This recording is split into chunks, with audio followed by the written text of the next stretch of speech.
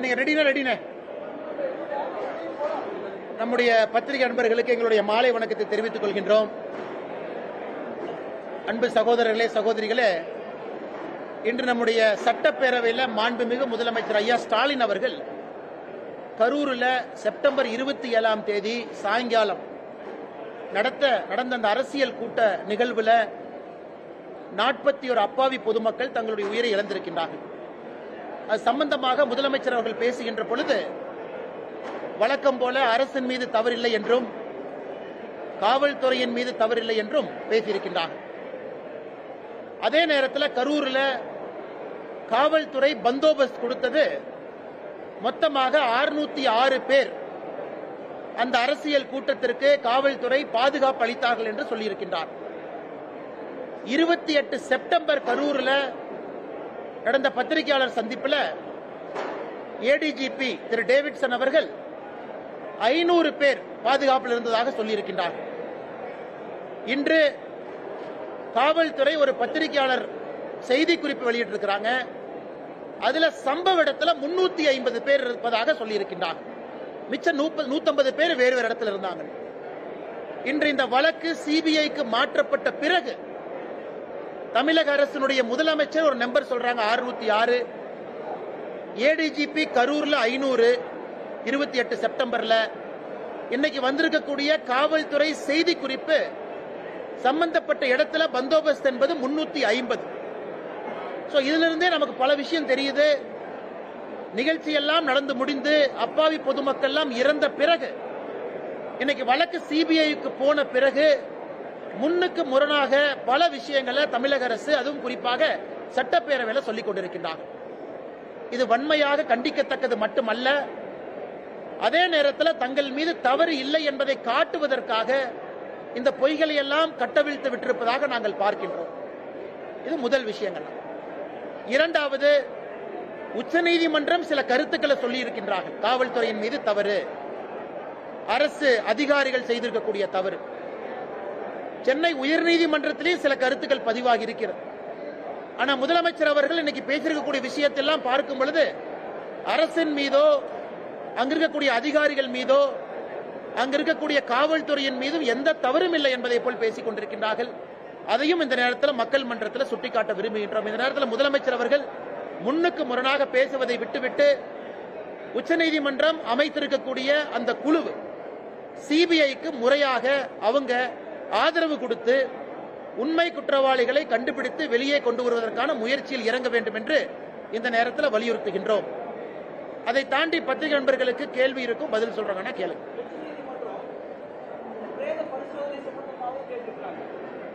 உச்சநீதிமன்றத்தினுடைய அந்த அப்சர்வேஷனை பார்க்கும் பொழுது தமிழக அரசு சொல்லி இருக்கின்றார்கள், காலையில் அதிகாலை, அதாவது 28 செப்டம்பர் அதிகாலை 1:45 மணிக்கு முதல் போஸ்ட்மார்ட்டம் செய்ய ஆரம்பித்தோம்.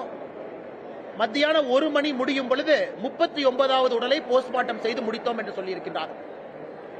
காலையில் 1:45 ஆரம்பிச்சு மத்தியானம் 1 மணி வரைக்கும். உச்சநீதிமன்றத்தினுடைய நீதியரசர்கள் கேட்டிருப்பது, அந்த போஸ்ட்மார்ட்டம் செய்யறதுக்கே 2 டேபிள் தானே இருக்கு. அப்படி இருக்கும் பொழுது நீங்க சொல்லி இருக்கக்கூடிய டைம் எதுவும் மேட்ச் ஆகலையே. அதை மறைப்பதற்காக இன்னைக்கு முதலமைச்சர் சட்டப்பேரவையில் இவர் புதுசா ஒண்ணு கொண்டு வர்றார். 24 மருத்துவர்கள் தலைமை அப்படின்னு புதுசா ஒண்ணு சொல்றார். 24 மருத்துவர்கள் தலைமையில இந்த உடல் ஆய்வுக்கூறு நடந்துச்சு, போஸ்ட்மார்ட்டம் நடந்துச்சுங்கிறாங்க. இன்னைக்கு உச்சநீதிமன்றம் கேட்கின்ற கேள்வியும் மக்கள் கேட்கிற கேள்வியும், காலையில 1:45க்கு 24 அரசங்க வரல, மருத்துவர்கள் வரல. முதல் 4 மணி நேரம் 5 மணி நேரத்தில் எத்தனை போஸ்ட்மார்ட்டம் பண்ணீங்க? முதலமைச்சர் சென்னையிலிருந்து அவசரமா வர்றாங்க. அவர் போவதற்கு முன்பே உதயநிதி ஸ்டாலின் துபாயிலிருந்து வர்றாரு. வந்தவுடனே போறதுக்கு முன்னாடி சில பேருக்கு மாலை போடணும், மரியாதை செய்யணும், போட்டோ எடுக்கணும் என்பதற்காக அவசர கதியில இந்த போஸ்ட்மார்ட்டம் செய்ததாகத்தான் நாங்கள் பார்க்கின்றோம். இது நிச்சயமாக சிபிஐ என்கொயரியில் இது வெளியே வரும். 2 டேபிள் வச்சுக்கிட்டு 39 பேர் அன்னைக்கு நீங்க 12 மணி நேரம் கணக்காட்டுறீங்க. அது வாய்ப்பே இல்லை. மருத்துவர்களும் பற்றாக்குறை தான். ஏன்னா சிபிஐ வந்ததுக்கு அப்புறம் லாக் எடுப்பாங்க, கால் லாக் எடுத்து பார்ப்பாங்க, யார் எப்ப வந்தாங்க, யாரு போனாங்க. அதனால அதுவரை பொறுத்திருப்போம். நிச்சயமாக அரசனுடைய பொய்களும் மாண்புமிகு முதலமைச்சர் ஐயா ஸ்டாலின் அவர்களுடைய பொய்களும் அன்னைக்கு வெளியே வரும் என்கின்ற முழு நம்பிக்கை எங்களுக்கு இருக்கு. அதே வேளையில் உடற்கூறாய்வு சம்பந்தமா அரசியல் செய்ய வேண்டாம் அப்படின்னு சொல்லி சுகாதாரத்துறை அமைச்சர் மா. சுப்பிரமணியன் வந்து எடப்பாடி பழனிசாமி அண்ணா இதுல வந்து அரசியல் செய்வது அப்படிங்கறதே கிடையாதுங்கண்ணா. உச்சநீதிமன்றம் கேட்ட கேள்வியை நாங்க கேட்கிறோம். புதுசா நம்ம கேட்கலையே. உச்சநீதிமன்றத்தில் தமிழக அரசு வைத்திருக்கக்கூடிய வாதத்தில் இருக்கக்கூடிய ஓட்டைகளை உச்சநீதிமன்றம் சுட்டிக்காட்டி இருக்கின்றார்கள். அதன் அடிப்படையில் நம்ம கேட்கிறோம். இவர்கள் புதிதாக 24 மருத்துவர்கள் வந்தாங்க. 24 பேர் சேர்ந்து போஸ்ட்மார்ட்டம் பண்ணாங்க. போஸ்ட்மார்ட்டம் நமக்கு தெரியும், ஒரு மருத்துவர் இருப்பாங்க, அசிஸ்ட் பண்றதுக்கு இருப்பாங்க. போஸ்ட்மார்ட்டம் நடக்கும் சராசரியாக 45 நிமிடம் 1 மணி நேரம் வரைக்கும் அது போகும். அப்படி இருக்கும்போது இவங்க சொல்ற கணக்கு எங்கேயுமே டேலி ஆகலையேங்கண்ணா. 1:45 காலையில் ஆரம்பிச்சோம், மத்தியானம் 1 மணிக்கு முடிச்சோம், 39வது பாண்டியை ஹேண்ட் ஓவர் பண்ணிட்டோங்கிறாங்க. அதனால்தான் திரும்ப திரும்ப இவர்கள் எதையோ மறைத்து எதையோ செய்ய போய் எங்கேயோ போய் மாட்டிக்கிட்டாங்க. எந்த காரணத்துக்கும் சிபிஐ என்கொயரி நடக்கக்கூடாது என்று தலைகீழாக நின்றார்கள். இன்னைக்கு அது நடக்குது, மாட்ட போறாங்கன்னு தெரியும். அதற்காக இவங்களே நெரட்டிவ் செட் செய்வதாகத்தான் நாங்க பார்க்கிறோம். அவங்களுக்கு என்னென்ன வேலை? அவங்களுக்கு வேலை இல்லை, மிரட்டுறதா அவங்களுக்கு வேலை. அதனால் திரும்ப திரும்ப நான் சொல்வது இதுதான். அண்ணன் திருமாவளவன் அவர்கள் முதலமைச்சர் ஐயாவை போய் சந்திக்கிறாங்க. சந்திங்க. முதலமைச்சரை சந்திச்சு என்ன சொல்றாங்க? அவர் கார்ல போனாரா? இன்னைக்கு பல வீடியோ நாம பாக்குறோம். தனியார் தொலைக்காட்சி நிறுவனம் பல வீடியோ போட்டு காட்டுறீங்க. அந்த 2 வீலர்ல கார் அடித்தது மிக தெளிவாக தெளிவாக நமக்கு தெரியுது. அந்த வீடியோ கேப்சர் ஆனது பாத்தீங்கன்னா மிக தெளிவா அந்த 2 வீலர்ல அடிக்கிறாங்க. அதெல்லாம் மறைச்சிட்டு இன்னைக்கு அண்ணன் திருமாவளவன் அவர்கள் ஸ்டாலின் அவங்கள போய் பார்த்து இது எப்படி இருக்குன்னா இவர்களை காப்பாற்றிக் கொள்வதற்காக ஆட்சி நடக்குது. ஒரு சாதாரண ரோட்ல போற மனிதரை போய் நீங்க தட்டுறீங்க, கேட்டா முறைச்சு பார்த்தாரு 4 தட்டுனங்கிறீங்க. அதுக்கப்புறம் மருத்துவமனையில போய் நெஞ்சு வலின்னு படுத்திருந்தா அதையும் கேவலப்படுத்துறீங்க. அதை கேள்வி கேட்டா என்னைய மிரட்டுறீங்க. அதை தாண்டி முதலமைச்சரை போய் பார்த்து கம்ப்ளைண்ட் கொடுப்பீங்க. அதுவும் திருமாவளவன் பத்திரிகையாளர் சந்திப்புல என் பேரை இழுத்து நான் தான் இதற்கு பின்னாடி இருந்தங்கிறார். அந்த 2 வீலர் காரலையும் தெரியாது, யாருன்னே தெரியாது. நான் சாமானிய மனிதனாக குரல் கொடுக்கின்றேன். என்னை போல நீங்களும் குரல் கொடுக்கிறீங்க. ஆனால் திருமாவளவன் அவர்கள் இதெல்லாம் விட்டுட்டு நாகரிகமான அரசியலுக்கு வரணும். இது போன்ற வன்முறை, வெறுப்பு அரசியல், மிரட்டுவது, ரோட்ல போறவங்களை இடிப்பது, கேள்வி கேட்டா அடிக்க போவது, இது எந்த விதமான அரசியல்? இவங்க தமிழ்நாட்டில் என்ன மாற்றத்தை கொடுக்க போறாங்க? இவர்களால் என்ன மாற்றம் நடக்கும்? வன்முறை அரசியல்னால யாருக்கு என்ன லாபம்? அதனால அதற்கெல்லாம் நாங்கள் பயப்பட போவது கிடையாது. உங்களுக்கு தெரியும், அண்ணாமலை பொறுத்த வரைக்கும் ஒரு அடி அடிச்சா 2 அடி கொடுக்குறாள். மொத்தம் மாதிரி வாங்கிட்டு போற அல்ல இல்ல. அதனால அதற்கும் தயார் தான். நீங்க வரனா வாங்க. அதனால இந்த உருட்டல் மிரட்டல் என்கிட்ட வச்சுக்காதீங்க. இதையெல்லாம் பார்த்து காவல்துறை அதிகாரியாக இருந்து அரசியலுக்கு வந்திருக்கேன். பல ரவுடிகளை டீல் பண்ணிருக்கேன். இந்த வேலையில என்கிட்ட வச்சுக்கூடாது. அதே நேரத்தில் முதலமைச்சர் நான் சொல்றது, நீங்க உள்ள புந்து ஏன் எஃப்ஐஆர் போடல? இந்த மாநிலத்தினுடைய முதலமைச்சர் நீங்க ஏன் அரெஸ்ட் பண்ணல? மிக தெளிவாக ரோட்ல வன்முறை நடந்திருக்கு. உங்களுடைய கூட்டணி கட்சியை சார்ந்தவங்க எம்பி கார்ல இருக்காரு, அவர் இறங்குறாரு, சுத்தி அத்தனை பேர் இருக்காங்க. அப்ப முதலமைச்சர் அவர்கள் சாமானிய மனிதனுக்கு ஒரு பாதுகாப்பு கொடுக்க முடியலனா காவல்துறையினுடைய அமைச்சராக இருக்கக்கூடிய மு.க. ஸ்டாலின் அவர்கள் அந்த பதவியில் உட்காரணுமா? ஒரு சாமானிய மனிதனுடைய பாதுகாப்பை உறுதி செய்ய முடியவில்லை என்றால் முதலமைச்சர் என்கின்ற நாட்கள் எதுக்கு வேணும்? அப்ப சாமானிய மனிதனுடைய பாதுகாப்பு முக்கியம் இல்ல, கூட்டணி கட்சி அண்ணா திருமாவளவன் தான் முக்கியம் என்று முதலமைச்சர் அவரும் முடிவெடுத்துட்டார். இது தமிழக மக்கள் அண்ணா இன்னைக்கு அந்த காலம் மாதிரி இல்ல. டிவியில நீங்க அத்தனை ஆங்கிள் போட்டோ எடுக்கிறீங்க, இந்த ஆங்கிள் அந்த ஆங்கிள் போடுறீங்க, தனியார் தொலைக்காட்சி எல்லாத்தையும் நம்ம பாக்குறோம், வேறு வேறு ஆங்கிள் காட்டுறீங்க. சாமானிய மனிதனுக்கு தெரிந்துவிடும் யார் ஏமாத்துறாங்க, யாரு பொய் சொல்றாங்க. அதனால் முதலமைச்சர் இதில் தலையிட்டு நடவடிக்கை எடுத்து காவல்துறையினுடைய மானத்தையும் அரசனுடைய மானத்தையும் காப்பாற்றணும். கரூர் சம்பவத்தில் வந்து அந்த கைது செய்யப்பட்ட மாவட்ட செயலாளருக்கு இன்னைக்கு நீதிமன்றம் ஜாமீன் கொடுத்திருக்குது. இது வந்து தங்களுக்கு கிடைத்த முதல் வெற்றி அப்படின்னு சொல்லி தாவேகா அண்ணா, தாவேகா அவங்க புரிஞ்சுக்கணும், எல்லாரும் புரிஞ்சுக்கணும். நான் தான் முதல்ல இருந்து சொல்றேங்கன்னா, இதுல திரு விஜய் அவர்களை அக்யூஸ் நம்பர் 1 போட முடியாது. அதே நேரத்தில் ஜாமீன் என்பது இயல்பாக எல்லாருக்கும் கிடைக்கத்தான் போகுது. இவங்க யாரும் போய் கொலை பண்ணல, யாரும் கத்தி எடுத்து குத்துல. தவறு நடந்திருந்தால் சிபிஐ வர்றாங்க, அதுக்கான சார்ஜ் ஷீட் பண்ணுவாங்க, எவிடன்ஸ் கொடுப்பாங்க. இன்னைக்கு ஒருவேளை வேகமா ஜாமீன் கிடைச்சிருக்குன்னா அரசு தரப்பு வழக்கறிஞர்கள் அவங்க குற்றச்சாட்டு வச்சிருக்கிறாங்க, குற்றச்சாட்டுக்கான ஆதாரத்தை கொடுக்க முடியவில்லை என்ற அர்த்தம் தான். ஜாமீன் கிடைச்சிருக்குன்னா அரசு தரப்பு வழக்கறிஞர்கள் அப்ப அவங்களால எவிடன்ஸ் கொடுக்க முடியல, அப்ப எவிடன்ஸ் இல்ல. இது ஒரு ஆங்கிள்.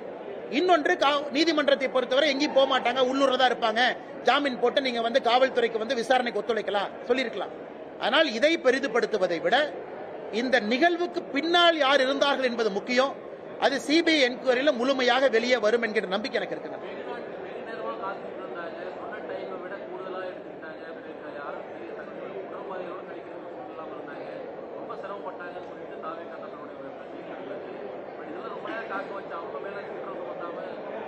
அண்ணா, இன்னைக்கு வந்து காவல்துறை அவர்களுக்கு எப்போது வேண்டுமானாலும் ஒரு கூட்டத்தை கலைப்பதற்கான முழு அதிகாரம் இருக்கு.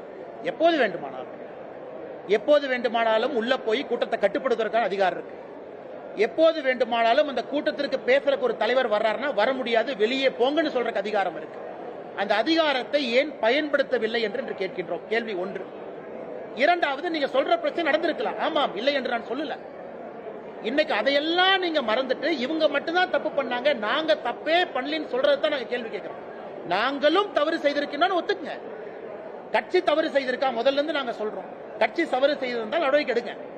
அரசு எங்க மேல எந்த தப்பு இல்ல, நாங்க நிரபராதிகள், எங்கேயும் ஒரு தவறும் அரசு சார்பில் நடக்கலின்னு முதலமைச்சர் அவர்கள் கரூரில் இருந்து சொல்றாங்க. அதைத்தான் திரும்ப திரும்ப சொல்றோம். இல்லை, அரசும் தவறு செய்திருக்கின்றது. உங்க மேல நிறைய தவறு இருக்கு. அதிகமான முக்கியத்துவம் உங்களுக்கு தான், ஏன்னா உங்க கையில தான் அதிகாரம் இருக்கு. அதை மறைத்து விட்டு ஏன் ஒருவர் மீது பழியை போட முயற்சிக்கின்றீர்கள் என்பது எங்களுடைய கேள்வி. ஆனா எனக்கு தெரியல, சிபிஐ என்கொயரி நடக்கட்டும். நான் எப்பவுமே சொல்றதுன்னா ஆர்கனைசர்ஸ்க்கு ஒரு ரெஸ்பான்சிபிலிட்டி இருக்கு. ஆர்கனைசர்ஸ் ரெஸ்பான்சிபிலிட்டி அது சிபிஐ வரும்போது அந்த டேட்டா உங்கள்கிட்ட எங்கிட்ட இல்ல. சரியான முறை வந்தவங்க பாதுகாப்புக்காக கட்சி நிர்வாகிகள் நிறுத்தினாங்களா, அவங்க ஏதாவது தனிப்பட்ட முறையில் ஆம்புலன்ஸ்ல ஏற்பாடு செய்திருந்தாங்களா, அந்தந்த மணி நேரத்திற்கு கூட்டம் அதிகமாக வரும் பொழுது அவங்க காவல்துறையை கூப்பிட்டு அண்ணன் கூட்டம் அதிகமாக வந்துருச்சு 6 மணிக்கு 7 மணிக்குன்னு சொன்னாங்களா, அந்த டேட்டா உங்ககிட்ட இல்ல, எங்கிட்ட இல்லைங்கண்ணா. அது யார் பர்மிஷன் கொடுத்து வாங்கினாங்களோ அவர்களின் மீது முழு பொறுப்பு இருக்கு. அது என்கொயரியில வரட்டும். நான் முதல்ல இருந்து பேசுறதே டே ஒன்ல அப்படியே நெரட்டிவ மாத்தி இவங்க தான் தப்பு நான் கொண்டு போறது தான் முதல்ல இருந்து கண்டிக்கிறேன். அரசு நீங்க எதுக்கு பர்மிஷன் கொடுத்தீங்க, ஏன் கொடுக்கல சொல்லுங்க. நீங்க அவங்களை கைது பண்றதுக்கு முன்னாடி அந்த லோக்கல் சப் இன்ஸ்பெக்டர் சஸ்பெண்ட் பண்ணீங்களா? இல்லை. இந்தியால ஒரு கோவில் திருவிழால 2 பேர் இறந்தாவே லோக்கல் 2 பேர் சஸ்பெண்ட் ஆவாங்க, தாசில்தார் ஆவாங்க, சப் இன்ஸ்பெக்டர் ஆவாங்க. 41 பேர் இறந்த பிறகு ஒரு அரசு அதிகாரியும் கூட பொறுப்பில்லைன்னா எப்படி ஏத்துக்க முடியுங்கன்னா? கரூரில் இருந்து தொடர்ந்து பாரதிய ஜனதா கட்சி கேட்பது, இது இந்தியாவில் எந்த மாவட்டத்தில் நடந்திருந்தாலும் எஸ்பியும் கலெக்டரும் சஸ்பெண்ட் பண்ணிட்டு தான் அடுத்த வேலையை செய்வாங்க. நம்முடைய முதலமைச்சர் அதை கூட செய்யாம டிஃபெண்ட் பண்ணுவதற்கான காரணம் என்ன? அதுதான் ஆச்சரியமா இருக்கு, அதிர்ச்சியா இருக்கு. ஏன் முதலமைச்சர் ஒருதலை பட்சமா செயல் பண்றாங்க? ஆமாம், அரசு பண்றாங்க, நடவடிக்கை எடுத்து. ஆர்கனைசர் தப்பு, நாங்க நடவடிக்கை எடுக்க நாங்க பாராட்டுறோம். எல்லாமே இல்லாம ஒருத்தர் மேலேயே நான் திரும்ப திரும்ப போடுவேன் அப்படிங்கிறது தான் எங்களை பொறுத்தவரை நாங்கள் உரிமை குரலாக கேள்வி கேட்பதை எங்கள் கடமையாக கருதுகின்றோம். தமிழக ஐபிஎஸ் அதிகாரிகள் கண்காணிப்பு குழுவில் இருக்கக்கூடாதுன்னு உச்சநீதிமன்றம் சொல்லியிருக்காங்க. சட்ட ஆலோசனை நடத்தி தமிழக அரசு உச்சநீதிமன்றத்தை அணுகுன்னு சொல்லி முதல்வர் இன்னைக்கு சட்டமன்றத்தில். அண்ணா, முதல்வர் அவர்கள் புரிந்து கொள்ள வேண்டும். மணிப்பூர்ல கலவரம் நடந்த பொழுது மணிப்பூருக்கு வெளியே இருக்கக்கூடிய காவல்துறை அதிகாரிகளை எஸ்ஐடியில உச்சநீதிமன்றம் போட்டாங்க. அப்ப மணிப்பூர் அரசு ஆலோசனை நடத்தி எங்க மணிப்பூர் போலீஸ் ஆபீசர் போலின்னு கேட்டாங்களா? இன்னைக்கு தமிழகத்துல சிபிஐ என்கொயரி போட்டிருக்கும் பொழுது அதே உச்சநீதிமன்றம் சிபிஐக்கு என்ன சொல்லியிருக்கிறாங்க? தமிழ்நாடு கேடர், ஆனா தமிழ்நாட்டில் பிறந்திருக்காத 2 ஐபிஎஸ் அதிகாரியை போடுறோம்னு சொல்றாங்க. தவறே கிடையாது. அதிகாரி என்றால் தமிழ்நாடுனா வெளிநாடுனா ஒண்ணுதான். அவங்க என்ன நினைக்கிறாங்க, யாரும் இன்ஃபுளுன்ஸ் பண்ணிடக்கூடாது. அதனால் முதலமைச்சர் இதையெல்லாம் பெரிதுபடுத்தி நாங்க ரிவ்யூ பெட்டிஷன் போடுவோம், நாங்க மறுபடியும் உச்சநீதிமன்றத்தை அணுகுவோம் அப்படின்னா அவர் இதை காலம் தாழ்த்தக்கூடிய செயலா மட்டும்தான் பண்றாங்க. இந்தியால பல இடத்துல இது நடந்திருக்கு, தமிழ்நாடு மட்டுமில்லை. பல இடத்துல லோக்கல் ஆபீசர் அவங்க விடல. பல இடத்துல முதலமைச்சர் சந்தோஷப்படணும். கர்நாடகால இருந்து ஆந்திரால இருந்து ஐபிஎஸ் அதிகாரி போடலையே, போட்டுதான் மானம் மொத்தமா போயிருக்கும். தமிழ்நாடு ஐபிஎஸ் அதிகாரி யாரையும் போடாம மணிப்பூர் மாதிரி கர்நாடகா, ஆந்திரா, மகாராஷ்டிரான் போட்டுந்தா இன்னைக்கு அட்லீஸ்ட் அதிகாரிகள் தமிழ்நாடு கேடர்ல இருக்கிற அதிகாரிகள் தானே. இதை எதுக்கு முதலமைச்சர் அரசியல் படுத்துறாரு? கரூர் சம்பவத்துக்கு துக்கம் அனுசரிக்கும் விதமா சட்டமன்றத்தில் அதிமுக சட்டமன்ற உறுப்பினர்கள் கருப்பு பேச்சு அடிச்சுட்டு போறாங்க. அது ரத்த கொதிப்பான்னு சொல்லி அமைச்சரும் சபாநாயகரும் கிண்டல் பண்ணிருக்காங்க. அண்ணா, சபாநாயகரை பொறுத்தவரை அவருடைய செயல்பாடு கடந்த 4.5 ஆண்டுகள் பாத்தீங்கன்னா ஒரு திமுக தொண்டனை விட மிக சிறப்பாக இருக்கிறது. முழுசா 100 மார்க் கொடுத்துடலாம். திமுக தொண்டன் கூட கட்சி அந்த அளவுக்கு டிஃபெண்ட் பண்ணல. சபாநாயகர் முழுமையாக திமுகவை டிஃபெண்ட் பண்ணி 100க்கு 100 மார்க் வாங்கியிருக்காரு. முழு பாராட்டு அவருக்கு. ஆனா சபாநாயகர் வேலையை ஒரு நாளும் செய்யல. அவர் சபாநாயகர் இருக்கையில் அமர்ந்து கொண்டு அவர் இத்தனை காலமாக செய்வதெல்லாம் திமுக தொண்ட வேலை தான். இது மட்டும் இல்ல, இன்னைக்கு நம்முடைய பாரதிய ஜனதா கட்சியினுடைய 4 எம்எல்ஏக்கள், நம்முடைய மாநில தலைவர் அண்ணன் நயினார் நாகேந்திரன் அவர்கள், நம்முடைய கோயம்புத்தூர் தெற்கு தொகுதி எம்எல்ஏ அக்கா வானதி ஸ்ரீனிவாசன் அவர்கள், மொடக்குறிச்சி சரஸ்வதி அம்மா, நம்முடைய காந்தி ஐயாவை பல இடத்துல சபாநாயகர் அவமானப்படுத்தியிருக்கார். மைக் ஆஃப் பண்றது, அவங்க பேசும்போது ஏளனமா பார்க்கிறது, இது கடந்த 4.5 ஆண்டுகள்ல தொடர்ச்சியா செய்யறாங்க. இன்னைக்கு அனைத்து இந்திய அண்ணா திராவிட முன்னேற்ற கழகத்தினுடைய சட்டமன்ற உறுப்பினர்கள் அந்த கருப்பு பேட்ச் அணிந்திருக்கும் பொழுது அதையும் மிக கேவலமாக சித்தரிச்சிருக்கிறாங்க. அந்த அளவுக்கு தான் மனிதாபிமானம் இருக்கு. நேத்து ஒருத்தர் சொல்றாரு, நாங்க இதையெல்லாம் தாண்டுவோம், இதெல்லாம் டிராமா தான், இதெல்லாம் தாண்டி மக்கள் ஓட்டு போடுவோம். எப்படி ஓட்டு போடுவாங்கன்னா, தினமும் இது போன்று நீங்க அசிங்கமா பேசுறீங்க, மோசமா பேசுறீங்கன்னா மக்கள் எப்படி உங்க பக்கம் வருவாங்க? அதனால இது மக்கள் மன்றத்தில் மட்டும்தாங்க நான் தீர்ப்பு, வேற எங்கேயும் தீர்ப்பு இல்ல. சபாநாயகர் மோசமாக நடந்து கொண்டதற்கு எஸ்ஐடி நான் வைக்க முடியும். அதனால 2026 மக்கள் மன்றத்தில் சரியான மக்கள் தீர்ப்பு எழுதுவார்கள் என்று நம்புவோம். கரூர் விவகாரத்துல முதல்வர் வந்து பதற்றமடைந்து பயமடைந்து இருக்கிறாரு அப்படின்னு சொல்லி எடப்பாடி பழனிசாமி வந்து இன்னைக்கு சொல்லியிருக்காரு. அதிமுக வந்து பல்வேறு கேள்விகளை வந்து அங்க முன்வைச்சாங்க. ஆனா வந்து பாத்தீங்கன்னா அமைச்சர்கள் முதல்வரும் மாறி மாறி பழைய, அதாவது கள்ளக்குறிச்சி விவகாரத்தையோ தூத்துக்குடி சம்பவங்களையும் வந்து மேற்கோள் தேடி பார்த்தாங்க. ஆனா கரூர் விவகாரத்தை பெரிய அளவு பேசணும். ஆனா அதனாலதான் பாத்தீங்கன்னா நேத்து நான் வேற எந்த செய்தித்தாளையும் சொல்லிங்கன்னா தினகரன்ல செய்தி வந்துச்சு. தினகரன் வந்து அபிஷியலா திராவிட முன்னேற்ற கழகத்திற்கு தொடர்பு இருக்கக்கூடிய ஒரு செய்தி நிறுவனம், அவங்களும் இருக்கிறாங்க, நல்லது. தினகரன்ல செய்தி போடுறாங்க, முதலமைச்சர் சிறப்பு ஆலோசனை, ஹிந்திக்கு எதிராக சட்டப்பேரவையில ஒரு சட்டத்தை கொண்டு வருவதற்காக ஆலோசனை தினகரன்ல போடுறாங்க. ஏன்னா இன்னைக்கு இந்த டிபேட் அண்ட் டிஸ்கஷன் நடக்கும்னு தெரியும். இன்னைக்கு காலையில இருந்து டிபேட் அண்ட் டிஸ்கஷன் என்ன, ஹிந்தி படத்தை தடை பண்ண போறாங்களா, ஹிந்தி பாட்டை தடை பண்ண போறாங்களா, ஹிந்தி பேரை தடை பண்ண போறாங்களா, இத மக்கள் மன்றத்தில் பேச வச்சு கரூர் இஷ்யூவா பேசக்கூடாது என்பதை மடைமாற்றும் விதமாக திராவிட முன்னேற்ற கழகம் எடுத்தாங்க. இன்னைக்கு பத்திரிகை நண்பர்கள் கேட்ட பிறகு திமுக சொல்றாங்க, நாங்க அந்த மாதிரி சொல்லவே இல்லையே, நீங்க எதுக்கு பொய் சொல்றீங்க, நீங்க எதுக்கு பதட்டமாகறீங்க? அப்படி இருக்கும் பொழுது தினகரன் செய்தி ட்விட்டர்ல நேத்து எப்படி வந்துச்சு? அதனால் மறைப்பதற்காக பல விஷயத்தை மாத்தி மாத்தி பேசுறீங்க, நேரடியா கேள்விக்கு பதில் சொல்ல மாட்டீங்க. மாண்புமிகு முதலமைச்சர் ஐயா ஸ்டாலின் அவர்கள் தவறான தரவுகளை கொடுக்குறீங்க. 606 ஒரு நம்பரை சட்டமன்றத்தில் சொல்றீங்க, ஆனா ஏடிஜிபி 500 சொல்றாரு. மத்தியானம் ரிலீஸ் பண்ணிருக்கிற பிரஸ் நோட்ல 350ங்கிறீங்க. எப்படி நண்பரோ எனக்கோ உங்களுக்கோ முதலமைச்சர் மீது நம்பிக்கை வரும்? அதனால முதலமைச்சர் அதிகாரிகள் தவறான வழி நடத்துறாங்களா, இல்ல முதலமைச்சரே தன்னை தவறாக வழி நடத்துறாரா, அவர்தான் நமக்கு சொல்லுங்க.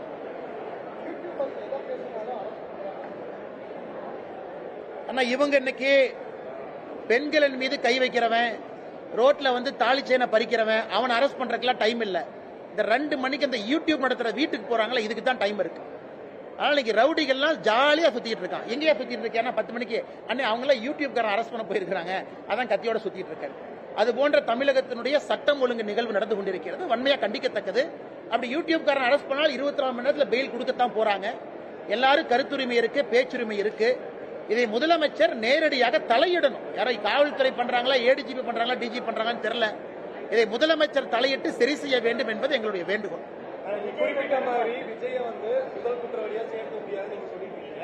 ஆனா தமிழக அரசு வந்து உச்ச நீதிமன்றத்திலும் சரி, நீங்க சட்டமன்றத்திலும் சரி, விஜய் வந்து இனி வந்து பாதிக்கப்பட்ட மக்களை சந்திக்கல, அந்த இடத்துல வந்து பார்க்கல, உடனே அந்த இடத்துல ஓடிட்டாங்க அப்படிங்கிற தரவு வந்து மீண்டும் சொல்றாங்க. அண்ணே நான் உங்களுக்கு ஏற்கனவே சொன்னேன், நாளைக்கு இன்னொரு அரசியல் கட்சி நடக்கக்கூடாது. கரூர்ல செப்டம்பர் 27ஆம் தேதி டிவிகேல இன்னொரு கட்சியா இருக்கு. அந்த கட்சியினுடைய தலைவராக இருந்தாலும் இதைத்தான் நான் பேசியிருப்பேன். அவங்க திமுகவினுடைய கூட்டணி கட்சியாக இருந்தாலும் இதைத்தான் நான் பேசியிருப்பேன். அந்த தலைவரை அக்யூஸ்ட் ஒன்னா நீங்க சேர்த்த முடியாது. காரணம், நியாயம்னா நியாயம், நேர்மைனா நேர்மை. அதை மாத்தி எல்லாம் பேச விரும்பலீங்கன்னா. அதனால் விஜய் அவர்களுக்கோ யாருக்குமோ ஆதரவு கொடுக்க வேண்டிய அவசியம் இல்லை. நாணயமா நேர்மையா ஒரு விஷயத்தை பார்த்து கருத்து சொல்றோம். அதை எப்படி வேணாலும் திமுக மாத்தி பேசலாம், திருப்பி பேசலாம். இது திமுகவுடைய கூட்டணி கட்சியில இந்த துயர நிகழ்வு நடந்திருந்தாலும் கூட இதைத்தான் நாங்கள் சொல்லி இருப்போம். அவங்க மேல குற்றச்சாட்டு வைக்காதீங்க, முதல்ல அரசு என்ன பண்ணீங்கன்னு சொல்லுங்க ஐயா. ஆனா இதுல கன்வீனியன்டா பொலிட்டிக்கல் கேம் செப்டம்பர் 27 இருந்து திராவிட முன்னேற்ற கழகம் ஆடுவதைத்தான் தோலுரிச்சு மக்கள் மன்றத்தில் நாங்கள் காட்டிக் கொண்டிருக்கிறோம். எதுங்கண்ணா அண்ணா நான் பேசுற தலைவா, இங்க பாருங்க தலைவா, சாரி சார். அதாவது நான் முதல்ல சொன்னாங்க, கரூர்லயும் டிவிக்கு அவர்களுடைய அனுமதி கடிதம் 3 மணியிலிருந்து 10 மணி வரை கொடுக்குறாங்க. காவல்துறை அதை வாங்கி அதை கையெழுத்து போட்டு ஏத்துக்கிறாங்க. நீங்களே சொல்லுங்க, பத்திரிகை நண்பர், நீங்க பல இடத்துக்கு போறீங்க, டிவி எல்லாம் கவர் பண்றீங்க, 7 மணி நேரம் ஒரு நிகழ்வு நடத்த முடியுமான்னு சொல்லுங்க. 3 மணியிலிருந்து 10 மணி வரை அப்படின்னு டிவிக்கு அவருடைய அனுமதி கடிதத்துல நீங்கள் அனுமதி கொடுத்து கையெழுத்து போட்டிருக்கும் பொழுது விஜய் 3 மணிக்கு வரலாம், 4 மணிக்கு வரலாம், 9 மணிக்கு வரலாம், 10 மணிக்கு வரலாம். அதனால் இதையெல்லாம் நான் ஒரு முதலமைச்சர் சொல்றாங்கன்னு ஏற்றுக்கொள்வதற்கு தயாரா இல்ல. நீங்க அனுமதி கொடுக்கும் பொழுது 3லிருந்து 5, 7லிருந்து 9, 5லிருந்து 7 2 மணி நேரம் ஏன் கொடுக்கல? இன்னைக்கு வந்து ஏன் இப்படி சொல்றீங்க? இது காவல்துறை எஸ்பி மேல தவறு இருந்தா இன்னைக்கு முதலமைச்சர் எஸ்பி மீது நடவடிக்கை எடுத்திருந்தா நான் அதை பேசவே மாட்டேன். இன்னைக்கு கரூர் எஸ்பியின் மீதோ கலெக்டரின் மீதோ முதலமைச்சர் நடவடிக்கை எடுத்திருந்தால் நான் முதலமைச்சரை சொல்லியிருப்பேன், ஐயா நீங்க நடவடிக்கை எடுத்திருக்கீங்க, சந்தோஷம், நீங்க நடவடிக்கை எடுத்திருக்கீங்க, தப்பு செஞ்ச அதிகாரிகள் மீது நடவடிக்கை எடுத்திருக்கீங்க, இது ஒரு நல்ல முன்னுதாரணம். அதே போல வேறு யாரு தவறு செய்தோ எடுத்து இந்த மாதிரி நான் பேசியிருக்கவே மாட்டேன். யாரு மேலையும் நடவடிக்கை எடுக்கல, தாசில்தார மேல எடுக்கல, லோக்கல் சப் இன்ஸ்பெக்டர் மேல எடுக்கல, யாரு மேலையும் எடுக்காம இவங்க மட்டும்தான் தப்பு பண்ணாங்கன்னா எப்படிங்கன்னா ஏத்துக்க முடியும்? இதே முதலமைச்சர் நடவடிக்கை எடுத்திருந்தால் நிச்சயமாக நான் வேற மாதிரி தான் பேசியிருக்கேன். ஆனா நீங்க நடவடிக்கை எடுத்தீங்க, அரசு சந்தோஷம், மத்தவதை பாருங்க. எதையுமே எடுக்காம முத நாள்ல இருந்து இவங்க தான் தப்பு பண்ணாங்க, இவங்க தான் தப்பு பண்ணாங்க, எப்படி நான் ஏத்துக்க முடியும்? 15,000 கோடி வந்து பாஸ்கான் நிறுவனம் தமிழகத்தில் 15,000 கோடி முதலீடு செய்ததா வந்து அந்த தமிழக அரசு. முதலமைச்சருக்கு ஆங்கிலம் தெரியாது, பாக்ஸ்கான்காரங்களுக்கு தமிழ் தெரியாது, அந்த ரூம்ல உட்கார்ந்து என்ன பேசினான்னு உங்களுக்கும் தெரியாது, எனக்கும் தெரியாது. இதை வந்து நம்ம டிஆர்பி ராஜா அண்ணன் ரொம்ப கன்வீனியன்டா பாக்ஸ்கான் வந்தாங்க, ஒரு போட்டோவை போட்டு 15,000 கோடி 14,000 வேலை வாய்ப்பு அப்படி அப்படின்னு அடிச்சு விட்டாரு. பாக்ஸ்கான்காரன் அவன் பல பிரச்சனை அவனுக்கு இருக்கு. ஏன்னா ஆந்திரால இருந்து போன் பண்ணுவாங்க, மகாராஷ்டிரால இருந்து கூப்பிடுவாங்க, ஒரிசால இருந்து கூப்பிடுவாங்க. அதனால பாக்ஸ்கான்காரங்க அப்படியெல்லாம் பொய் சொல்லிட்டுலாம் போக முடியாதுங்க. அவங்க என்ன சொன்னாங்க, ஐயா நாங்க உங்க கூட்டத்துக்காக வரல, ஒரு ஆண்டுகளுக்கு முன்பே முடிவு செஞ்சோம் இந்த இடத்துல எக்ஸ்பான்ஷன் பண்ணணும், அதுபடித்தான் பண்ணணும். பாக்ஸ்கான் நிறுவனம் இன்று உண்மையை பேசிய பிறகு தமிழக அரசுக்கு பிரச்சனை. இத தமிழக அரசுக்கு என்னுடைய அறிவுரை என்னன்னா, தமிழ்நாட்டில் இன்னைக்கு டீ கடை ஆரம்பிச்சா கூட திராவிட மாடல் போர்டு வைக்கிறீங்க, ஏன்னா இதெல்லாம் அநியாயமா? அங்க பாத்தீங்கன்னா ஆந்திர பிரதேசல அண்ணன் சந்திரபாபு நாயுடு $15 பில்லியன் 15 பில்லியன் விசாகப்பட்டினத்துல கூகுளை கொண்டு வந்து ஏஐ டேட்டா சென்டர் சத்தமே இல்லாம இறக்கிட்டார். 15 பில்லியன் எங்க? ஏன்னா 2 சோப் டப்பா தயாரிக்கிறது எங்க? அதனால அண்ணன் டிஆர்பி ராஜா அவர்கள் நல்ல முதலமைச்சர் ஏமாத்துறாரு. 2 பேர் வந்தா போதும், புடிச்சு கொண்டு வந்து கோட்டை மாட்டி போட்டோ எடுத்து போடுறா போஸ்டர் அப்படின்னு. இதெல்லாம் ரொம்ப நாளைக்கு இந்த உண்மை நிக்காது. இன்னைக்கு பக்கத்துல சத்தம் இல்லாத கர்நாடகா, மகாராஷ்டிரா, ஆந்திரா, தெலங்கானா பாடுங்க, சத்தம் இல்லாம 1000 கோடிகள் உள்ள வருது. அதனால் இவர்கள் தேவையில்லாம ஆடம்பரமாக விளம்பரப்படுத்தி திராவிட மாடல் இவங்களே சத்தம் போட்டு இன்னைக்கு மாட்டிக்கிட்டாங்க. அதான் உதாரணமா கொடுக்கிறேன். ஆந்திரா இன்னைக்கு எப்படி முன்னாடி போறாங்க, தமிழகம் முன்னாடி போக முடியும். அதனால் முதலமைச்சர் அண்ணன் டிஆர்பி ராஜா பேச்சை குறைத்து செயல் அதிகமா ஈடுபடணும். இந்த பாக்ஸ்கான் கான்ட்ரோவர்சி அதிகமாக பேசுவதால் வந்த விளைவு தான் நான் பாக்குறேன். அதே மாதிரி கோவையில் நடைபெற்ற இந்த ஸ்டார்ட் அப் மாநாடு நிறைய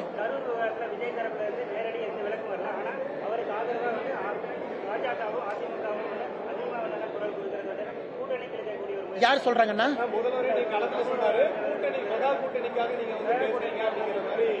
அண்ணா உங்களுக்கு தான் அண்ணன் திருமாவளவன் இருக்காரு, எல்லாம் இருக்கிறீங்க, நல்லா பண்ணுங்க, அடிக்கடி சந்திக்கிறீங்க.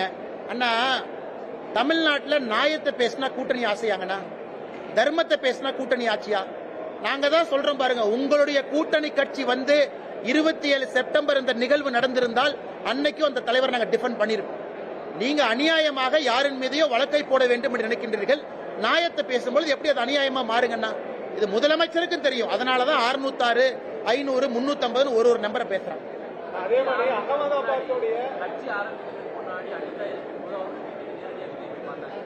பாதிக்கப்பட்ட ஆனா அவருடைய கட்சி தொண்டர்கள் 41 பேர் இருந்த பிறகு அவருக்கு அந்த பக்கமே போகல. நியாயமான கேள்வினா இது நீங்க யார்கிட்ட கேட்கணும்? விஜய்கிட்ட கேட்கணும், தமிழக வெற்றி கழகத்திட்ட கேட்கணும்.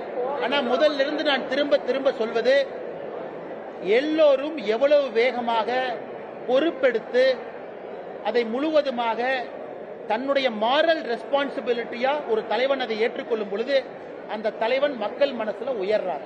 அது ரொம்ப அரசியலுடைய அடிப்படை. மாரல் ரெஸ்பான்சிபிலிட்டி, என்னுடைய பொறுப்பு, நாங்கள் அப்படின்னு. அதனால் இன்னைக்கு மக்கள் மன்றத்தில் எல்லோரும் பாக்குறீங்க. இதே கேள்வி நான் முதலமைச்சர் கேட்கலாம், ஐயா நீங்க கரூர் வந்தீங்க, ஏன் கள்ளக்குறிச்சிக்கு போலீங்க? அதனால அதுக்குள்ள நான் போக விரும்பலீங்கன்னா சம்பந்தப்பட்ட தலைவர்கள்ட்ட நீங்க கேட்க போறீங்க. அவங்க சொல்ற பதில்ல மக்கள் சமாதானம் ஆகுறாங்களா ஆகலையா, மக்களுக்கு பிடித்தவர்கள் ஆகுறாங்களா வெறுக்கிறவங்க மக்கள் முடிவு பண்ண போறாங்க. அதனால மக்கள் மன்றத்தில் அதை வச்சிருங்க. அகமதாபாத் விமான விபத்துல வந்து பாத்தீங்கன்னா ஐயா அண்ணா, கோயம்புத்தூர்ல ஒரு தனி மனிதர் இது போன்று தன்னுடைய சம்பாதித்திருக்கக்கூடிய சொத்தை வந்து தந்தை இல்லாத 100 குழந்தைகளுக்கு வருடத்திற்கு 10,000 ரூபாய் ஊக்கத்தொகையாக கொடுப்பேன் என்று அண்ணன் பாலாஜி உத்தமராஜ் அவர்கள் உத்தம் பவுண்டேஷன் மூலமா ஒரு அருமையான விஷயத்தை பண்ணியிருக்கிறாங்க. நாம் எல்லாம் இங்க வந்து பங்கேற்று இருக்கின்றோம். தமிழ்நாட்டில் குறிப்பாக நான் நிறைய பேசினேங்கன்னா, கல்வி வந்து வசதி இருக்கவங்களுக்கு ஒரு மாதிரி, வசதி இல்லாதவங்களுக்கு ஒரு மாதிரி இருக்கு. அது ரொம்ப தவறு. இதை நம்ம நிவர்த்தி செய்யணும். இது உடனடியாக அடுத்த 10 ஆண்டுகளுக்குள்ள கல்வி என்பது சமமாக எல்லோருக்கும் வருவதற்கான வாய்ப்பை ஏற்படுத்தி கொடுக்கணும். அதை செய்யணும். அதுவரை ஒரு பாலாஜி உத்தமராஜ் 10 100 200 1000 பேர் வேணும். அண்ணன் பேரை சொல்றேன், பேர் தெரியாதவங்க எத்தனையோ பேர் வேலை செய்யறாங்க. அது போன்ற நல்லவர்கள் நமக்கு நிறைய கிடைக்கும். உடற்குறை சர்ச்சை வந்து அகமதாபாத் விமான விபத்தை மேற்கொள் காட்டிக்காங்க. 12 மணி நேரத்துல 29 உடல்கள் வந்து உடற்குறை செய்யப்படுச்சு. அதே மாதிரிதான் இங்க வந்து 5 டேபிள் உள்ள 14 மணி நேரத்துல வந்து 39 உடல்கள் வந்து உடற்குறை செய்யப்படுது. நீங்க வந்து ஒரு தகவல் சொல்லிருக்காங்க. ஆனா இதுல எதுவுமே தவறு சரின்னு நான் சொல்லிங்கன்னா, தமிழ்நாடு அரசு சொல்லி இருக்கக்கூடிய மருத்துவர்கள் எண்ணிக்கைக்கும் டேபிள் எண்ணிக்கைக்கும் 39 நபர்களுக்கும் சம்பந்தம் இல்லைங்கிறதா நம்ம ஆர்குமெண்ட்.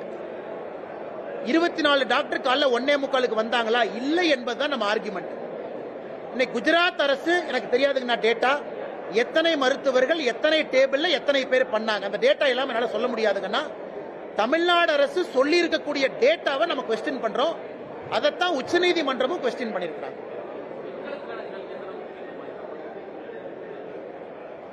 என்னை பொறுத்தவரை பெண்களுக்கான கல்வி என்பது ஆண்களுக்கு அளிக்கின்ற கல்வியை விட அதிக முக்கியத்துவமாக நான் பார்க்கிறேன். 2 சமந்தான். ஆனா பெண்களை ஏன் கொஞ்சம் மேல தூக்குறாங்கன்னா, ஒரு பெண்ணுக்கு கல்வி கொடுப்பதன் மூலமாக அந்த முழு குடும்பம் கல்வியால் முன்னாடி போறாங்க. அதனாலதான் மிக அதிக முக்கியத்துவம் நம்ம பெண்களுக்கு கொடுக்கிறோம். தமிழகத்தை பொறுத்தவரை நம்ம பாராட்டணும். இந்தியால பெண்கள் அதிகமாக கல்வி கற்கக்கூடிய மாநிலமா தமிழ்நாடு தொடர்ந்து இருக்கும். மேற்படிப்புக்கு அதிகமாக போகக்கூடிய பெண்கள் இருக்கக்கூடிய மாநிலமும் நாம தான். மேற்படிப்பு படித்துவிட்டு வேலைக்கு போகக்கூடிய மாநிலமாகவும் நாம தான் இருக்கிறோம். ஆனா பத்தாதுங்கண்ணா, 50% 40% என்பது பத்தாது. தமிழகம் இந்தியாவுக்கு முன்மாதிரியா இருக்கணும். இந்தியா உலக நாடுகளுக்கு முன்மாதிரியா மாறணும். அதனால் பெண்களுக்கு மிக மிக முக்கியம். அதனால ரொம்ப சந்தோஷம். தந்தை இழந்த பெண் குழந்தைகள் ஆண் குழந்தைகள் 2 பேர் வந்திருக்கிறாங்க. கல்விக்கு ஊக்கத்தொகை இது முதலமைச்சரோ நாளை வேறு அரசியல் தலைவர்களோ இது ரொம்ப உன்னிப்பா ஸ்டடி பண்ணி பண்ணது. ரொம்ப பேசல இது இல்லைங்கன்னா, பின்லாந்து, நார்வே, அமெரிக்கா, யூகே எல்லாம் போய் ஜெர்மனி எல்லாம் ஸ்டடி பண்ணி ஒரு நல்ல ஒரு திட்டத்தை நம்முடைய தமிழகத்திற்கு கொண்டு வந்து இந்தியாவுடைய முன்மாதிரி மாநிலமா மாற்ற முடியும். முன்னாள் அமைச்சர் செங்கோட்டையனோட போகும்போது ஒன்னா பிளைட்ல போனீங்க, வரும்போது ஒன்னா வந்திருக்கீங்க. அரசியல் சம்பந்தமா ஏன்னா தலைவா, அதுக்கு நல்ல கேள்வி. போன முறை இங்கிருந்து போகும்போது சிஎம் அவங்க வந்தாங்க.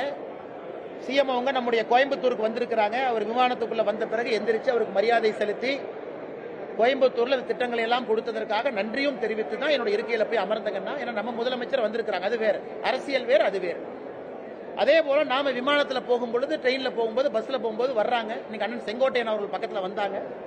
பிளைட் ஏறணுன்னே அவரு தூங்கிட்டாரு. நான் புத்தகம் படித்துக் கொண்டிருந்தேன். இதுக்கு சாட்சி வந்து ஏர் ஹோஸ்டஸ் மட்டும்தான். நான் என்ன சொன்னாலும் நீங்க நம்ப மாட்டீங்க. நான் புக்கு படிச்சு அவர் தூங்கிட்டாரு. இறங்கும் போது நல்லா இருக்கீங்களான்னு கேட்டாரு. இறங்கி வெளியே வந்துட்டோம். வெளியே வரும்போது நீங்க போட்டோ எடுத்தீங்க. ஆனா விமானத்தில் அவர் தூங்குனது ஏர் ஹோஸ்டஸ் தாங்க நான் தெரியும்.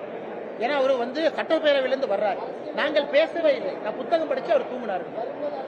எந்த அரசியல பேசல, போகும்போது பேசல, வரும்போது பேசல. ஆனா நீங்க விஜய்க்கு ஆதரவா பேசுறது, நிலைப்பாடுக்கு ஆதரவா பேசுறதும், அதிமுக எடப்பாடி பேசுறதும் இருவருக்குமே வந்து பேசுறாங்க. விஜய்க்கு வந்து காவி சாயம் வந்து பூசுறாங்க. இந்த காவி சாயம் பூசுறத எப்படி பாக்குறீங்க? ஆனா கடைசி கேள்வி எடுத்துக்கோங்கண்ணே, உங்களுக்கு நேரம் ஆயிட்டு இருக்கு.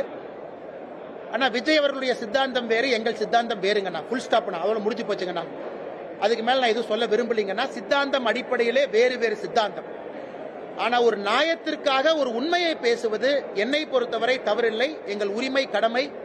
அதுல அரசியல் சாயமெல்லாம் கோர்த்து அதை பூசி பார்ப்பது அது அழகல்லன்னு தான் நான் பாக்குறேன். ஏன்னா பல இடத்துல நாம பல பேர்த்த பாராட்டி இருக்கிறோம், பல பேர்த்தின் மீது குற்றச்சாட்டு வச்சிருக்கிறோம். அப்படித்தான் நீங்க அதை பார்க்கணும்.